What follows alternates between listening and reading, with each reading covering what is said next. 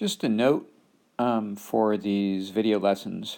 You'll need to use the slide for lesson 4-3 that we have on Schoology in our class notes and split the screen. That'll be the case in general as long as I'm using the Explain Everything app. The lesson today is section 4-3, Patterns and Linear Functions. Our learning targets: I will be able to identify and represent patterns that describe nonlinear functions. Warm-up. The table shows the relationship between the number of steps in the staircase below and the number of blocks needed to build the staircase. Copy and complete the table. Is the relationship a function? If so, is it a linear function? Explain. Well, each new step, we're adding another block so that we're one block higher. So in the second step, the first step we add 1. In the second step, we had the 1, but then we had to add 2 to that. In the third step, we had the 1 and the 2, and then we added 3 more. So we can see that every time we're increasing the amount that we add, and so in the next step we would add 4 to 6, which would be 10. In the step after that, we would add 5, and 5 plus 10 would be 15. So we'd get the ordered pair, 4, 10, and 5, 15. Since when we look at the difference between the output variables, we don't get a constant value. The difference between 1 and 3 is 2, the difference between 3 and 6 is 3, and then 4, which represents the number of new blocks we're adding. That's absolutely non-linear.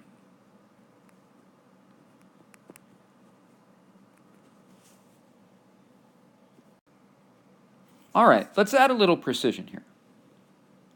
We're going to talk about the definition from the textbook standpoint of a nonlinear function. But before we do, let's just review what a linear function is. Linear function. A linear function is a function whose graph is a non-vertical line or a part of a non-vertical line. So we can see in all three examples, a straight line, you've got another straight line made of dots, another straight line. The other thing, of course, is none of them are vertical lines because a vertical line is not actually a function. A nonlinear function. A nonlinear function is a function whose graph is not a line or part of a line. So notice we don't have one straight line in the graph. It is true that in the last example, the lines are straight, but they come to a point and the lines don't keep going forever in both directions. It takes a turn. So even though it's straight, it's still not linear because it doesn't keep going in the same direction. Example 1, classifying functions as linear or nonlinear. I hope you're not hungry because we're going to talk about pizza. The area A in square inches of a pizza is a function of its radius r in inches. The cost C in dollars of the sauce for a pizza is a function of the weight W in ounces of sauce used. Graph these functions shown by the tables below. Is each function linear or non-linear? So the first thing is we'll make the graph for each table. So looking at the graphs, you can see that for the pizza area graph, it almost looks like it might at first be linear, but it really starts to take off cost-wise. So it is a non-linear graph. In the case of the sauce cost graph, which is to the right, we see that we essentially have a straight line. So it's a linear graph of a linear function. So the first case is a nonlinear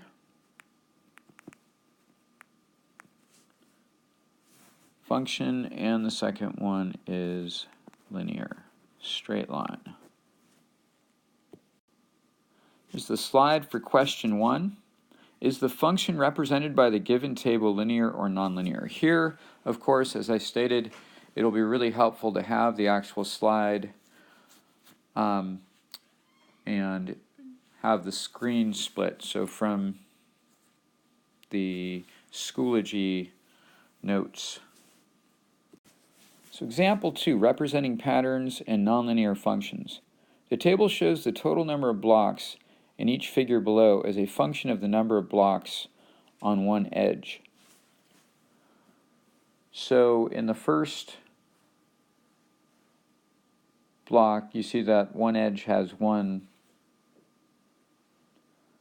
block on an edge. In the second case, you can see that there are 2 blocks on an edge. In the third case, there are 3 blocks on an edge. And so the independent variable, or the input, x, is 1, 2, 3, 4, 5, and so on. The response or output to that, or the dependent variable y, is going to be, in the first case, you have 1 cube, but in the second case you have actually 8 cubes, and in the third case you have 27 blocks. So what I really have is just 1, and then I have 2 to the third. Then I have, and really 1 to the third is what I have in the first case. And then I have 3 to the third. So in the next case, I'm going to have 4 to the third, which is 64. And next I'll have 5 cubed, which is 125.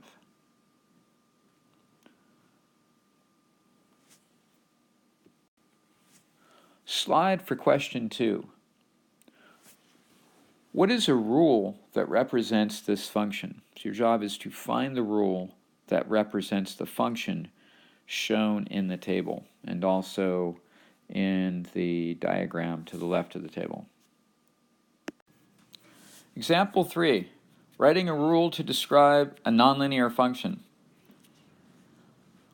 What is a rule that represents the function given by the table below?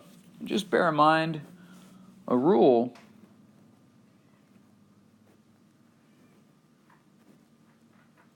is an equation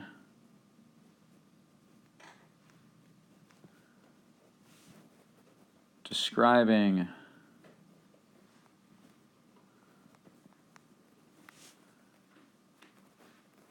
the table.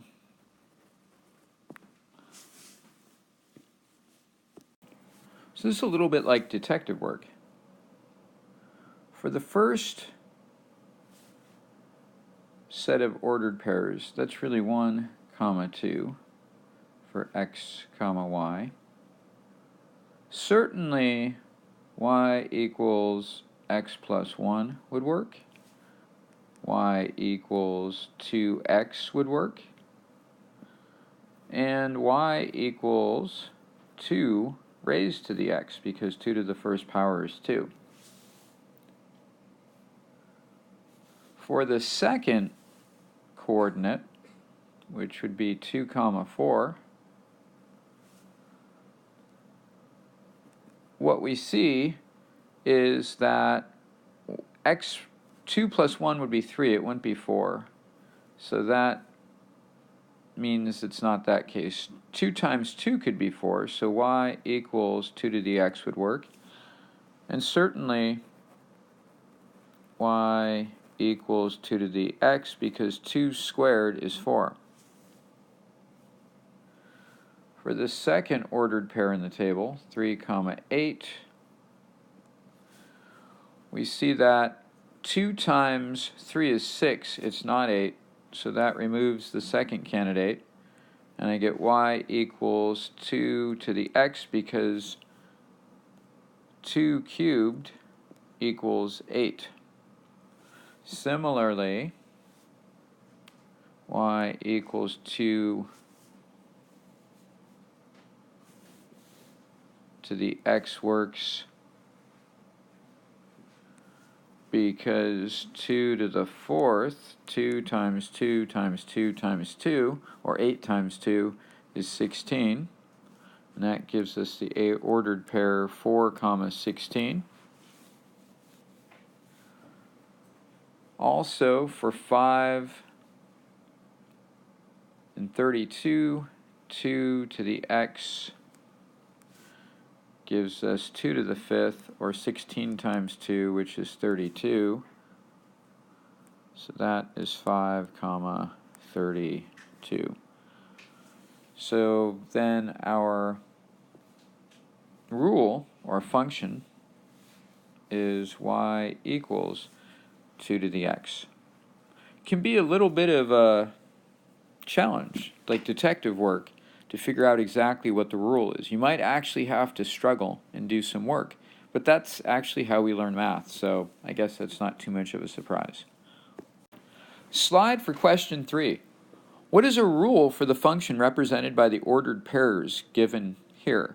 Well, one thing I might suggest is maybe make a table and do exactly what we did before. It probably, hint, is not going to be y equals 2 to the x. That would be too easy. And of course, it's a puzzle. It's detective work. It means a little bit of work. And who doesn't like doing math work?